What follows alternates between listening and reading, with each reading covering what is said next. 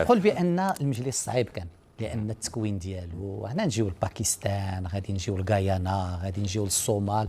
كل دوله عندها خلفيه، عندها مشاكلها، عندها لي فينيرابيليتي، نقاط الضعف ديالها. يعني ماشي سهل.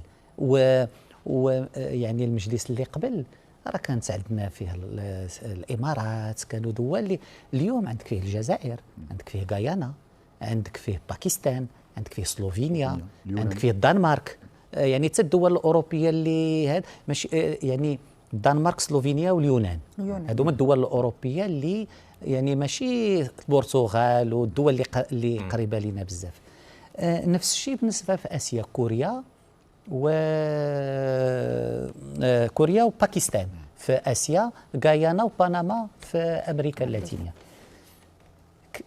كاين الدول اللي كانوا مواقفها واضحه، امريكا، فرنسا، بريطانيا، هذو من البدايه، لان بعد الاشتغال اللي قام به جلاله الملك معهم وبشكل مباشر، هذه الدول هذه غيرت الموقف.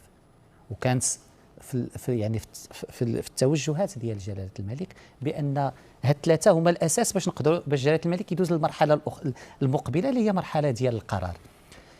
سيراليون دوله حليفه، هادشي اللي كاين. بنما دوله يلاه سحبت الاعتراف هذه سنه، يعني باقا هشه. يعني فينا وفين 11 باش فينا وفين 11 داكشي بديتي ليا 11 كانت نمشيو لثلاثه. تما بدا متابعه يوميه ديال جلاله الملك، ولكن واحد اللحظه وصلنا ستة اللي يمكن بالطرق اللي ستة خصنا تسعود.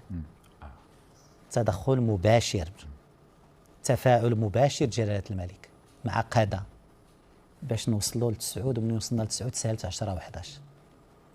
فال11 هي واحد ثمرة واحد المجهود كبير اللي دار جلاله الملك بتدخل شخصي ويومي باش نوصلوا لهذا الرقم.